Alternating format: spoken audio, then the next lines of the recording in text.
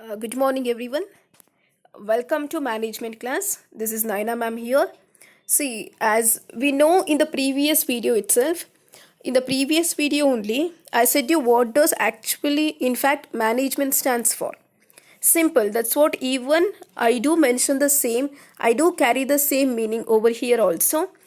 It's an art and science of getting things done through others to achieve the objectives.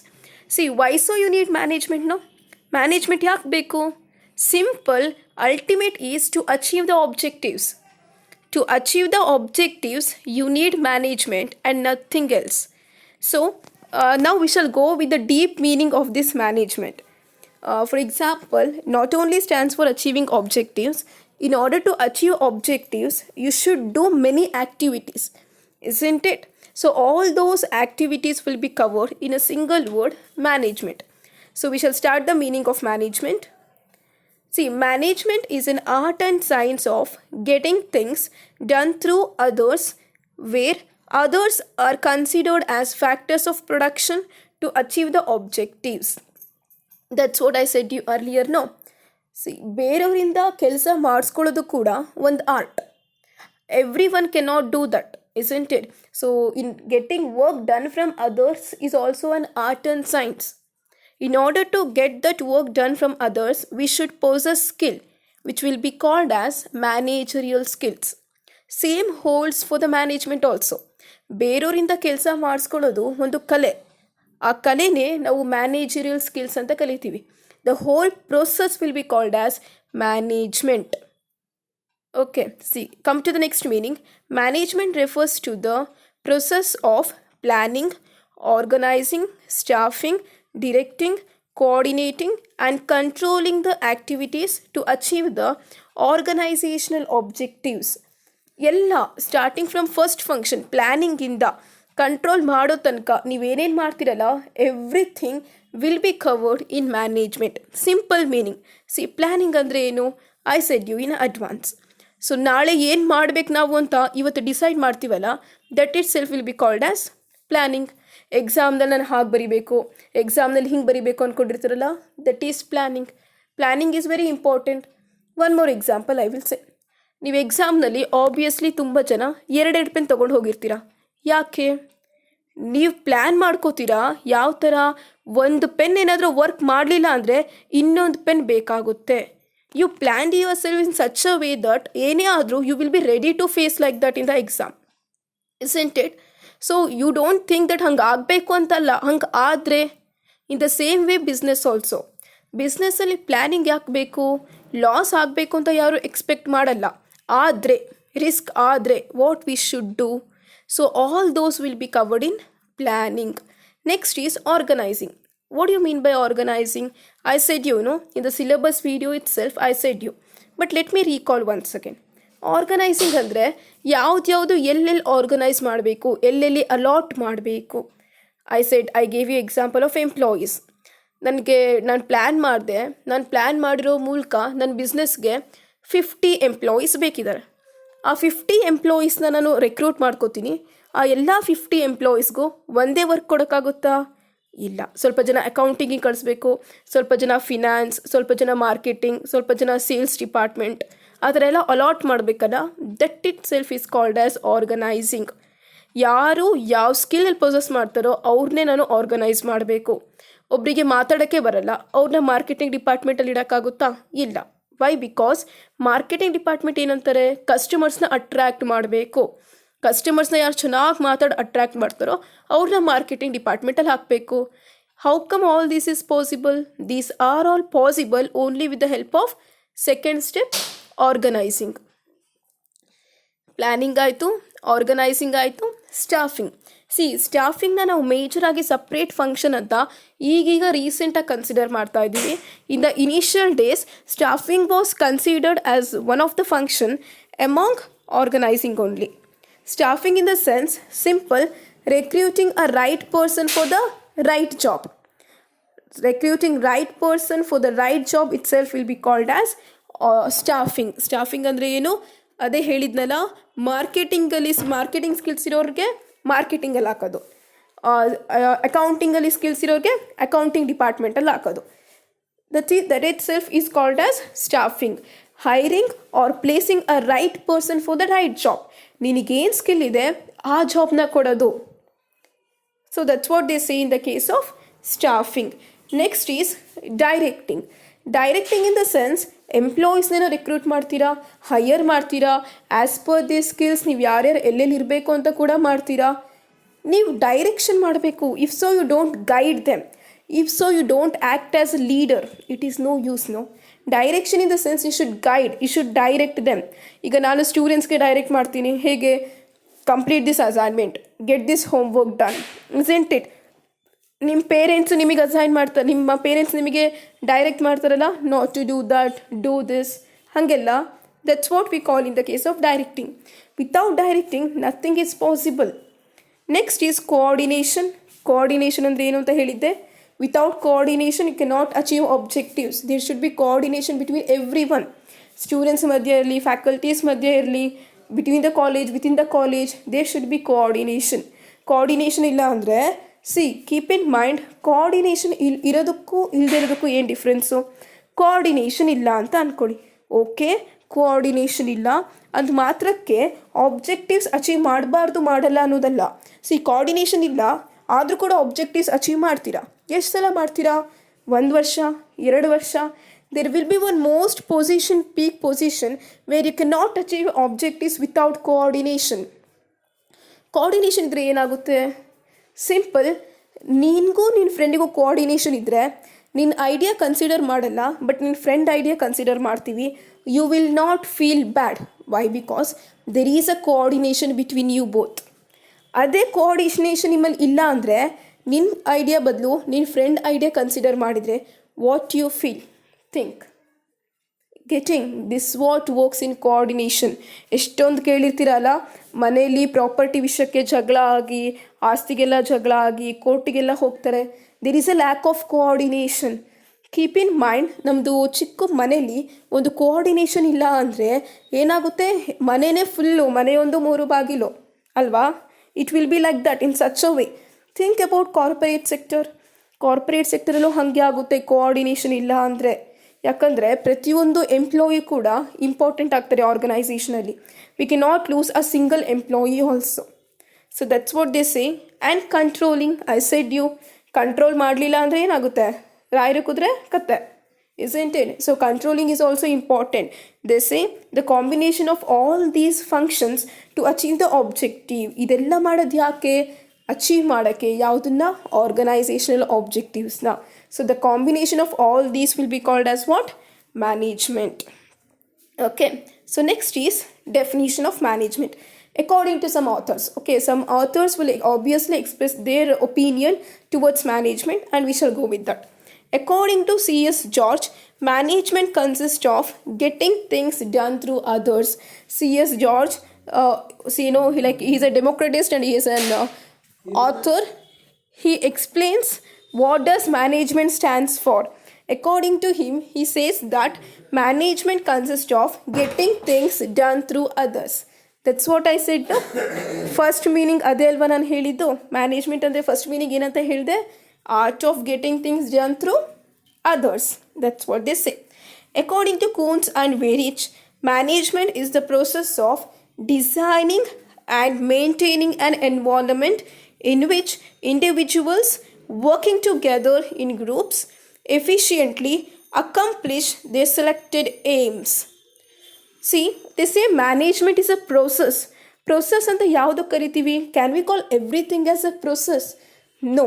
Keep in mind, ಒಂದೊಂದ್ಸಲ ಒಂದು single word ಕೂಡ it carries its own meaning and importance also. See, management is the process. In the sense, many activities or many functions together we will call as process. What does it the process stands for? It is the process of designing and maintaining an environment. ಏನು ಒಂದು environment? ಯಾವ environment? Business environment. Organization ಹೇಗಿರಬೇಕು surrounding? We should design and we should maintain. See, there are only 2 words, designing and maintaining. Within the 2 words, they covered all the functions what we studied in the previous meaning. Previous meaning ಅಲ್ಲಿ ಹೇಳಿದೆ ನೆನಪಿದೆನಾ? Planning, organizing, staffing, directing, coordinating and controlling ಅಂತ All the functions are covered within these two words, designing and maintaining. Design ಮಾಡಬೇಕು, maintain ಮಾಡಬೇಕು. ಅದ್ರ ಮಧ್ಯೆ ಇರೋ ಎಲ್ಲ ಆ್ಯಕ್ಟಿವಿಟೀಸ್ ಕೂಡ ಈ ಸಿಂಗಲ್ ಡೆಫಿನೇಷನಲ್ಲಿ two words using he covered. An environment in which individuals working together in group. Individuals ಏನು ಮಾಡ್ತಾರೆ? They work individually as well as in group. ಗ್ರೂಪಲ್ಲಿ ವರ್ಕ್ ಮಾಡಲೇಬೇಕು. That's why coordination is important. Efficiently to accomplish the aims. See, you got two words, effectively and efficiently. Keep in mind, effectively ಅಂದ್ರೇ ಬೇರೆ, efficiently ಅಂದ್ರೇ ಬೇರೆ. Obviously, effective utilization, efficient utilization ಅಂತೆಲ್ಲ ಕರಿತೀವಿ. The thing is, we should use efficient utilization and effectively achieving the objectives. There is a difference between effectiveness and efficiencyness. ಹೌದು, ಎರಡು ಕೂಡ objective achieve ಮಾಡೋದೇ ವಿಥಿನ್ ದ ಟೈಮೇ ಪ್ರತಿಯೊಂದು. ಆದರೆ ಮಿನಿಮಮ್ ಕಾಸ್ಟಲ್ಲಿ ಆಗಬೇಕು ಅಂತ ಹೇಳೋದು ಎಫಿಷಿಯನ್ಸಿ ಕಾನ್ಸೆಪ್ಟ್ ಮಾತ್ರ. ಎಫೆಕ್ಟಿವಲ್ಲಿ ಏನಂತ ಹೇಳ್ತಾರೆ? We should achieve the objectives within the time, that's it, nothing else. ಎಫಿಷಿಯನ್ಸಿನಲ್ಲಿ ಏನಂತ ಹೇಳ್ತಾರೆ? ಆಬ್ಜೆಕ್ಟಿವ್ಸ್ ಅಚೀವ್ ಮಾಡಬೇಕು ವಿತಿನ್ ದ ಟೈಮ್ ಕೂಡ, ಅದ್ರ ಜೊತೆಗೆ at a minimum cost. Okay, so we should see most of the time we use this both words interchangeably and synonymously. Keep in mind, while forming a sentence, use efficient utilization of resources to achieve the objectives effectively. Objectives achieve ಮಾಡಬೇಕು ಅಂದಾಗ effective ಅಂತ ಬರಿಬೇಕು, resources use ಅಂತ ಮಾಡಿದಾಗ efficiently ಅಂತ mention ಮಾಡಬೇಕು. Okay, this what this definition stands for. The last is according to Henry Fayol. Hope you remember Henry Fayol. He is the father of administrative management, isn't it? To manage is to forecast. Manage andre enu? To forecast, to plan, to organize, to command, to coordinate and to control. So ನಾನು ಮೀನಿಂಗಲ್ಲೇ ಹೇಳಿದ್ದೀನಿ.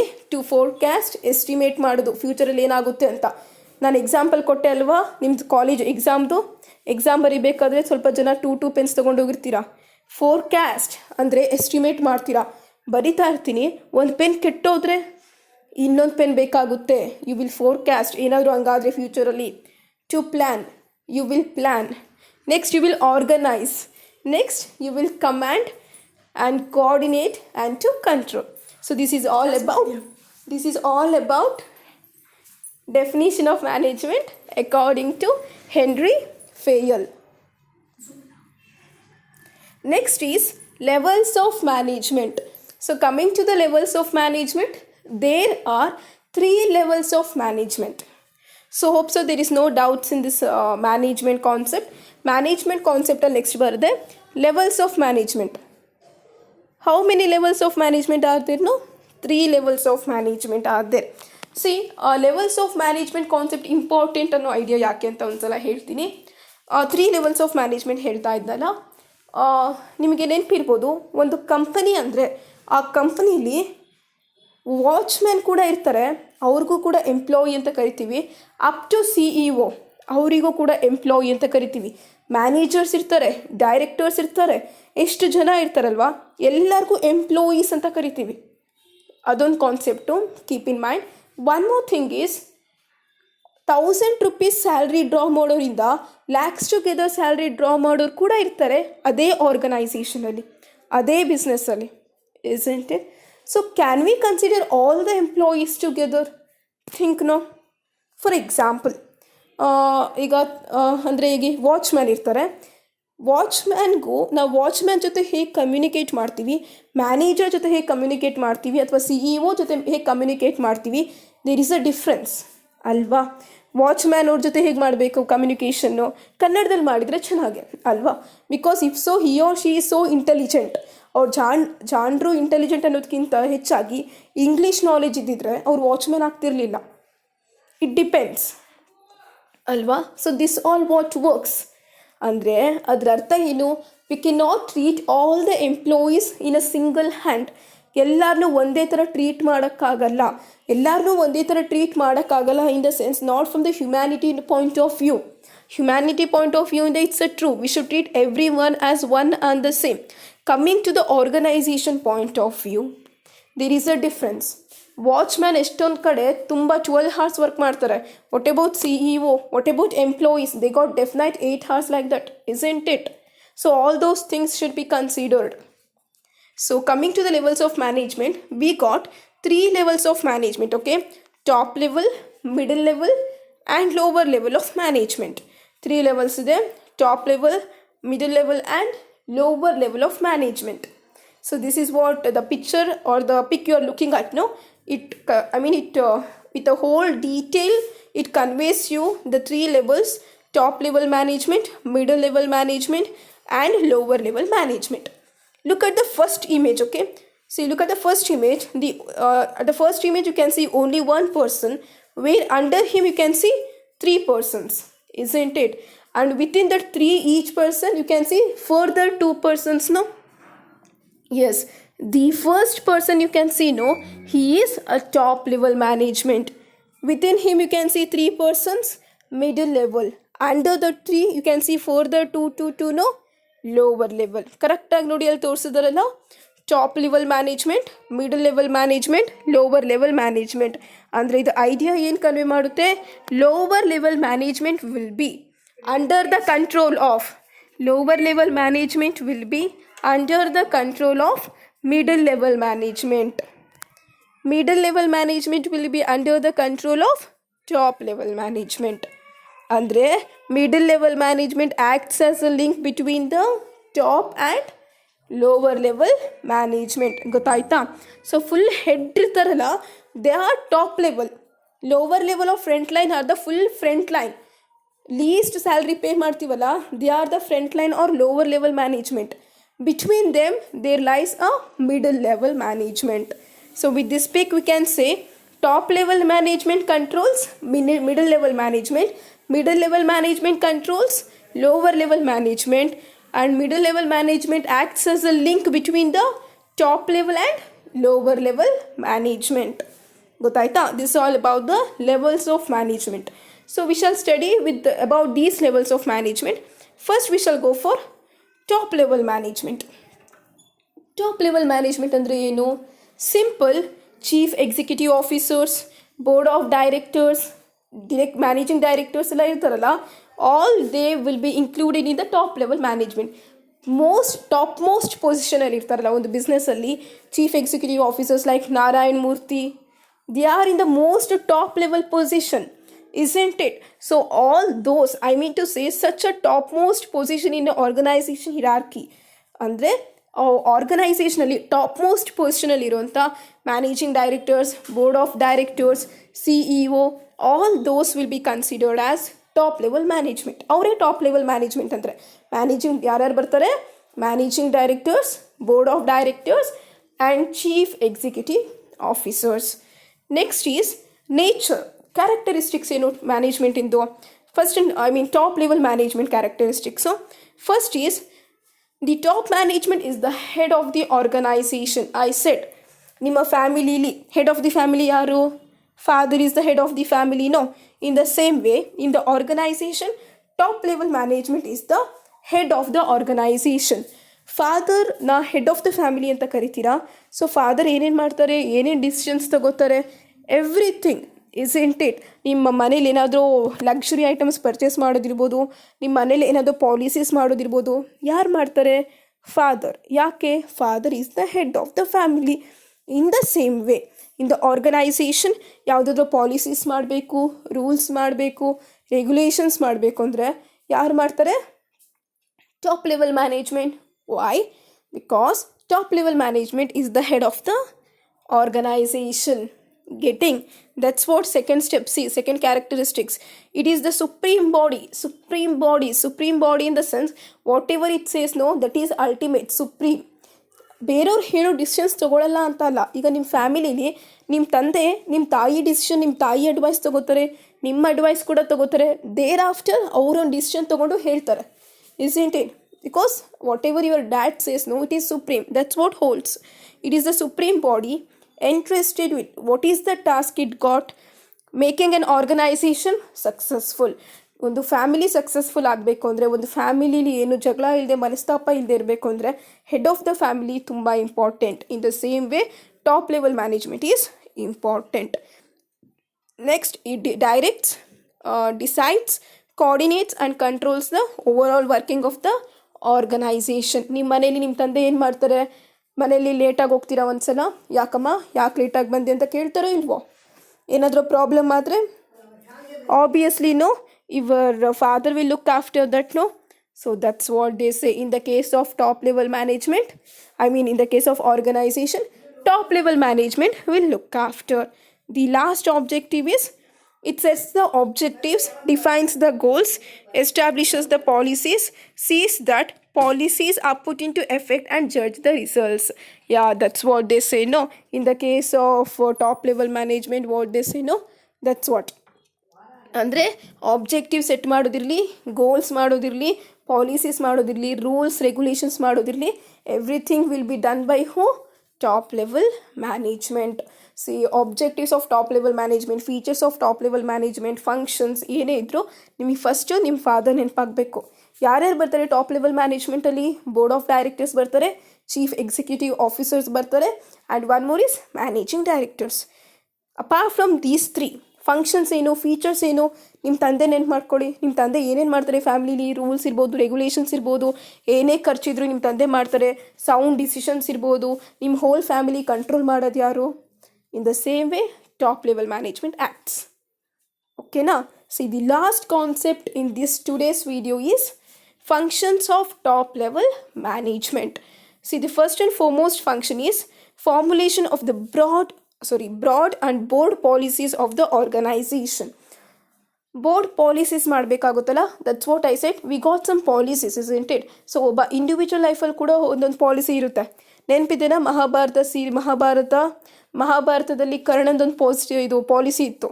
ಯಾರು ಏನೇ ಬಂದು ಕೇಳಿದ್ರು ದಾನ ಮಾಡಿಬಿಡ್ತಿದ್ನಂತೆ. ಭೀಷ್ಮಂಗೆ ಅವನೇನಾದರೂ ಒಂದು ಮಾತು ಕೊಟ್ಟರೆ ಆ ಮಾತನ್ನ ಮೀರ್ತಾ ಇರಲಿಲ್ಲ. ಅವ್ರದ್ದೊಂದು ಪಾಲಿಸೀಸ್ ಇರುತ್ತೆ, isn't it? In the same way ಪ್ರತಿಯೊಂದು ಆರ್ಗನೈಸೇಷನ್, ಒಬ್ಬ ಇಂಡಿವಿಜುವಲ್ ಲೈಫಲ್ಲಿ, ಈಗ ಒಬ್ಬರೊಬ್ಬರು ಲೈಫಲ್ಲಿ ಹಾನೆಸ್ಟಿ ಇರುತ್ತೆ. We call no honesty is the best policy ಅಂತೆಲ್ಲ ಥಾಟ್ಸ್ ಇದೆ. ಒಬ್ಬರಲ್ಲಿ ಹಾನೆಸ್ಟಿ ಒಂದಿರುತ್ತೆ, ಟೈಮ್ ಸೆನ್ಸ್, ಕರೆಕ್ಟು ಟೈಮ್ನ ಮೇಂಟೈನ್ ಮಾಡೋದು ಒಂದು ಪಾಲಿಸಿ.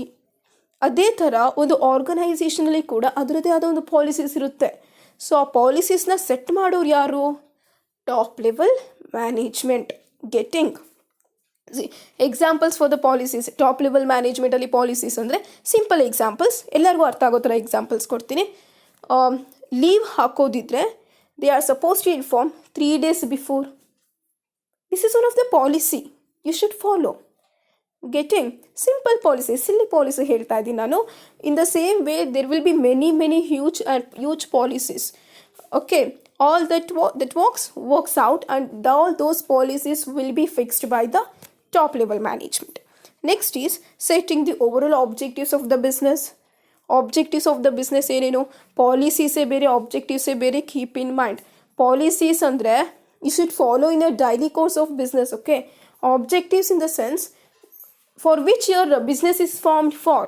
ಆಬ್ಜೆಕ್ಟಿವ್ ಏನು? ಈಗ ಫಾರ್ ಎಕ್ಸಾಂಪಲ್ ನಿಮ್ಮದು ಸ್ಟೂಡೆಂಟ್ ಲೈಫು, ನಿಮ್ಮದು policy obviously time sense, honesty should be the best policy. It should be the policy you should follow. Leave that, ಅದು ನಿಮ್ಮ ಪಾಲಿಸಿ ಆಗುತ್ತೆ. ನಿಮ್ಮದು ಆಬ್ಜೆಕ್ಟಿವ್ ಏನಿರುತ್ತೆ? You should complete your under graduation with good marks, isn't it? ನಿಮಗೆ ಒಳ್ಳೆ position ಸಿಗಬೇಕು, ಒಳ್ಳೆ place ಸಿಗಬೇಕು, ಒಳ್ಳೆ ಪ್ಲೇಸ್ಮೆಂಟ್ ಆಗಬೇಕು. They are objectives. Same works in the organization also. Corporate ಸೆಕ್ಟರಲ್ಲೂ ಇದೇ ವರ್ಕ್ ಆಗುತ್ತೆ. ಆಬ್ಜೆಕ್ಟಿವ್ಸ್ ಇರಬೇಕು. ಆಬ್ಜೆಕ್ಟಿವ್ ಸೆಟ್ ಮಾಡೋದು ಯಾರು? Top level management. Taking important decisions. I said no, important ಡಿಸಿಷನ್ಸ್ನ ಯಾರು ಬೇಕೋ ಅವ್ರು ತೊಗೊಳಂಗಿಲ್ಲ, ಟಾಪ್ ಲೆವೆಲ್ ಮ್ಯಾನೇಜ್ಮೆಂಟ್ ಅವರೇ ತೊಗೋಬೇಕು. ಈಗ ಫಾರ್ ಎಕ್ಸಾಂಪಲ್, ಬೆಸ್ಟ್ ಎಕ್ಸಾಂಪಲ್ ಕೊಡ್ತೀನಿ ನಾನು. ಫುಲ್ ನಿಮ್ಮ ಲೈವ್ಲಿಹುಡ್ಡಿಂದನೇ ಕಾರ್ಪೊರೇಟ್ ಸೆಕ್ಟರ್ಗೆ ಎಕ್ಸಾಂಪಲ್ಸ್ ಕೊಡ್ತೀನಿ, not to worry difficult examples ಕೊಡಲ್ಲ. ನಿಮ್ಮ ಮನೆಯಲ್ಲಿ ನಿಮ್ಮ ಫ್ರೆಂಡ್ ಇದ್ದಾರೆ, ನಿಮ್ಮ ಫ್ರೆಂಡ್ ಅವ್ರ ಪೇರೆಂಟ್ಸ್ ಎಲ್ಲ ಊರಿಗೆ ಹೋಗ್ತಾ ಇದ್ದಾರೆ. ಸೊ ನಿಮ್ಮ ಫ್ರೆಂಡ್ಸ್ ಒಬ್ಬರೇ ಇರ್ತಾರಲ್ಲ, ಅದಕ್ಕೆ ನೀವೇನು ಮಾಡ್ತೀರಾ? ನಿಮ್ಮ ಮನೆ ಕರ್ಕೊಂಬರ್ಬೇಕು. ಹಾಗೆ ಕರ್ಕೊಂಬಂದ್ಬಿಡ್ತೀರಾ? No, what you will do? No, you will ask your father first. ಅಥವಾ ನಿಮ್ಮ ತಾಯಿ ಕೇಳಿ, ನಿಮ್ಮ ತಾಯಿಯಿಂದ ನಿಮ್ಮ ತಂದೆ ಕೇಳೋ ಹಾಗೆ ಮಾಡ್ತೀರಾ? ಒಟ್ಟು ನಿಮ್ಮ ತಂದೆ ಹೂ ಅನ್ಬೇಕು. ನಿಮ್ಮ ತಂದೆ ಹೂ ಅಂದರೆ ತಾನೇ ನೀವು ಕರ್ಕೊಂಬರ್ತೀರಾ? That's what even in the corporate sector also. Corporate ಸೆಕ್ಟ್ರಲ್ಲಿ ಒಂದು ಬಿಸ್ನೆಸ್ ರನ್ ಮಾಡ್ತಾ ಇದ್ರೆ ನೀವು, ಆ ಕಡೆ ಇನ್ನೊಬ್ಬರು ಒಂದು ಬಿಸ್ನೆಸ್ ರನ್ ಮಾಡ್ತಾ ಇರ್ತಾರೆ. ಆ ಎರಡೂ ಬಿಸ್ನೆಸ್ ಕಂಬೈನ್ ಆಗಬೇಕು ಅನ್ನೋದೊಂದು ಇಂಪಾರ್ಟೆಂಟ್ ಡಿಸಿಷನ್. ಆ ಡಿಸಿಷನ್ನ ಯಾರು ಬೇಕೋ ತೊಗೊಳಂಗಿಲ್ಲ, ಟಾಪ್ ಲೆವೆಲ್ ಮ್ಯಾನೇಜ್ಮೆಂಟ್ ಅವರೇ ತೊಗೋಬೇಕು. ಹೇಗೆ ಒಂದು ಫ್ಯಾಮಿಲಿಲಿ ಇಂಪಾರ್ಟೆಂಟ್ ಡಿಸಿಷನ್ಸ್ನ ಫಾದರ್ ತಗೋತಾರೋ ಅದೇ ಥರ ಆರ್ಗನೈಸೇಷನಲ್ಲಿ ಇಂಪಾರ್ಟೆಂಟ್ ಡಿಸಿಷನ್ಸ್ನ ಟಾಪ್ ಲೆವೆಲ್ ಮ್ಯಾನೇಜ್ಮೆಂಟ್ ಅವ್ರು ತಗೋತಾರೆ. ಡೆಲಿಗೇಟಿಂಗ್ authority and responsibility, fourth function. ಡೆಲಿಗೇಟಿಂಗ್ authority and responsibility in the sense, top level management ಅವರು ಹೆಡ್ಡು, ತುಂಬ ಇಂಪಾರ್ಟೆಂಟು ಅಂತ ಎಲ್ಲ ಆ್ಯಕ್ಟಿವಿಟೀಸ್ಗೂ ಅವರೇ ಕೊಟ್ಟರೆ ಆಗುತ್ತಾ?